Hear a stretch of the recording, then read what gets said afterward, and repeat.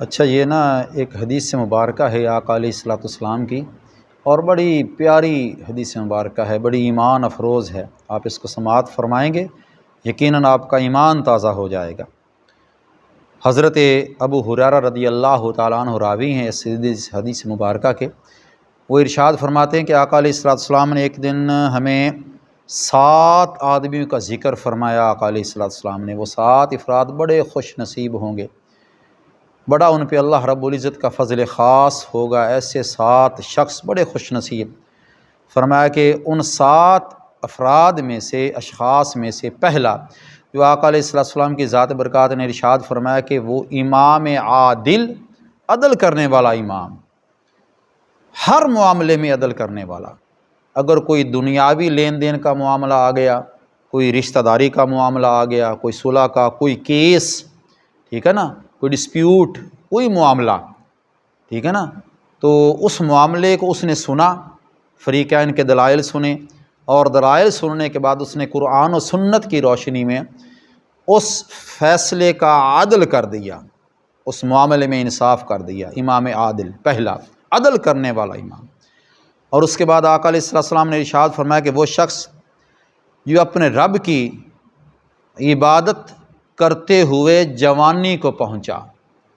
یعنی کہ وہ لڑکپن، اس کی جوانی شروع ہوئی، 8-10 سال کی عمر شروع ہوئی اس کی، اور وہ جوانی تک پہنچا، 18-20 سال 30 سال کڑیل جوان ہوا،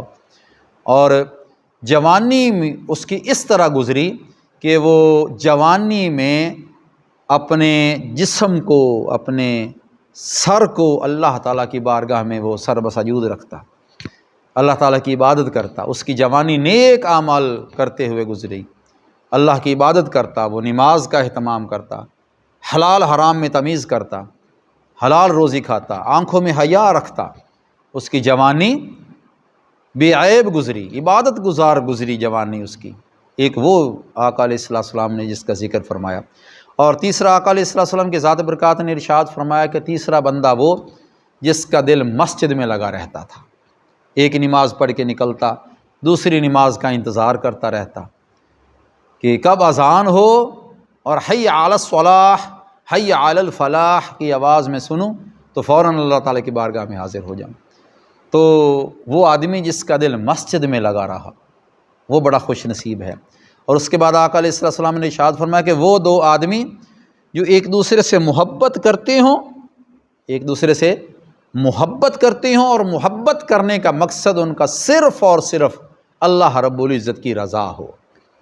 صرف اور صرف اللہ رب العزت کی رضا ہو، کہ اس ذات کو راضی کرنے کے لیے وہ ایک دوسرے سے محبت کرتے ہوں، اور ایک دوسرے سے الگ بھی اسی ذات کی رضا کے لیے ہوتے ہوں۔ اور اس کے بعد آقا علیہ السلام نے ارشاد فرمایا کہ وہ شخص بڑا خوش نصیب ہے کہ جس کو صاحب اقتدار عورت اور حسن و جمال والی عورت نے اس کو دعوت گناہ دی، اس کو اپنی طرف بلایا، راغب کرنے کی کوشش کی اس کو اپنی طرف۔ اور آقا علیہ السلام نے فرمایا کہ اس بندے نے یہ کہہ کر پیچھے ہٹ گیا کہ نہیں، میرا رب مجھے دیکھ رہا ہے، میرا رب مجھے دیکھ رہا ہے اور میں اللہ تعالیٰ سے ڈرتا ہوں، یہ کہہ کر وہ بندہ پیچھے ہٹ گیا۔ اور اس کے بعد چھٹا آدمی آقا علیہ السلام نے ارشاد فرمایا جس نے چھپا کر اللہ تعالیٰ کی رضا کے لیے صدقہ دے دیا، اور اس انداز میں دے دیا، ایک ہاتھ سے دیا اور دوسرے ہاتھ کو پتہ ہی نہیں چلا، ٹھیک ہے نا۔ اور 7واں آدمی وہ اللہ رب العزت کی ذات برکات کے محبوب نے ارشاد فرمایا کہ وہ بندہ بڑا خوش نصیب ہے جس نے تنہائی میں بیٹھ کر، جب کوئی نہیں دیکھ رہا تھا، رات کا وقت تھا، تہجد کی نماز کے وقت اٹھا، ٹھیک ہے نا، اور اللہ تعالیٰ کی بارگاہ میں سر بسجود ہو گیا، تنہائی میں اپنے گناہوں کو یاد کر کے وہ رو پڑا، اس کی آنکھوں سے آنسو نکل آئے۔ یہ 7 بندے بڑے خوش نصیب آقا علیہ السلام نے ارشاد فرمائے، اور فرمایا کہ کل قیامت کے دن جب کسی پر کوئی سایہ نہیں ہوگا، یہ 7 بندے ایسے خوش نصیب ہوں گے، اللہ رب العزت قیامت کے دن اپنی رحمت کا سایہ ان افراد پر کرے گا۔ کتنی بڑی فضیلت والی بات ہے دوستان محترم، اور کتنی بڑی کرم نوازی والی بات ہے۔